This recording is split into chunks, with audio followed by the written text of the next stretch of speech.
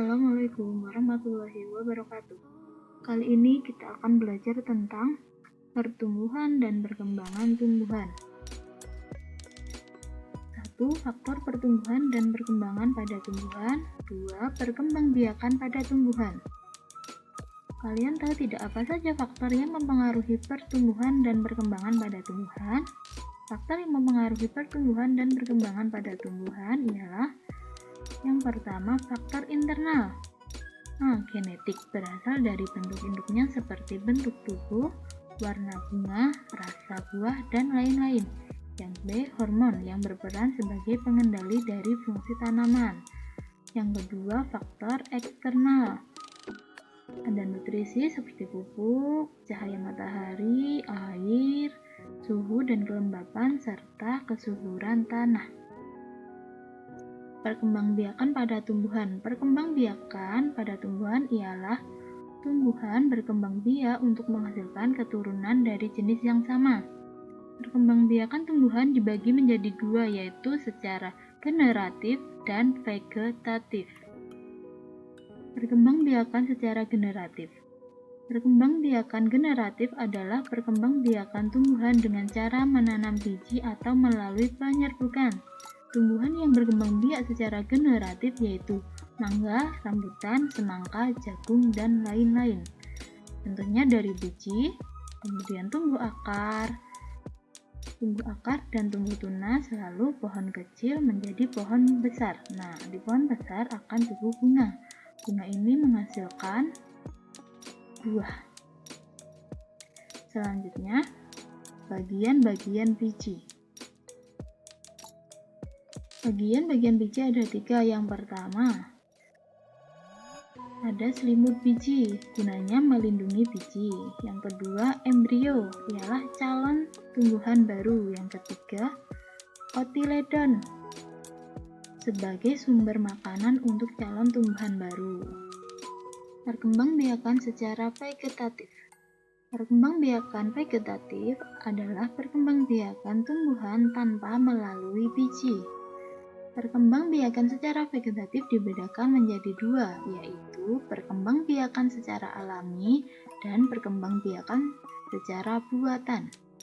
Perkembangbiakan secara vegetatif secara alami contohnya tunas daun, umbi lapis, umbi batang, umbi akar, spora, akar tinggal atau rizoma, serta geragi.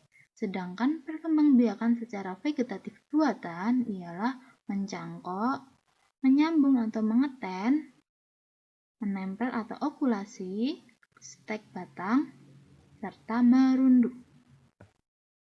Contoh tumbuhan yang berkembang biak dengan vegetatif secara alami. Yang pertama, tunas. Tunas adalah anakan yang tumbuh di dekat tumbuhan induknya. Contohnya pohon pisang, pohon bambu, dan lain-lain. Yang kedua, tunas daun. Tunas daun adalah anakan yang tumbuh di daun induknya. Contohnya tanaman cocot bebek. Ketiga, umbi lapis adalah bagian dari pelepah daun berbentuk lapisan. Contohnya bawang merah, bawang bombay, bunga bakung, dan bunga tulip. Yang keempat, umbi batang adalah bagian batang yang tumbuh di dalam tanah dan berfungsi untuk menyimpan cadangan makanan. Contohnya kentang dan umbi jalar. 5. Umbi akar adalah umbi yang terbentuk dari akar yang tumbuh membesar karena berisi cadangan makanan. Contohnya singkong, wortel, lobak, dan dahlia. 6. Spora. Spora pada tanaman terdapat pada bagian belakang daun, berbentuk serbuk dan disimpan dalam kotak spora. Contohnya tanaman paku, lumut, ganggang.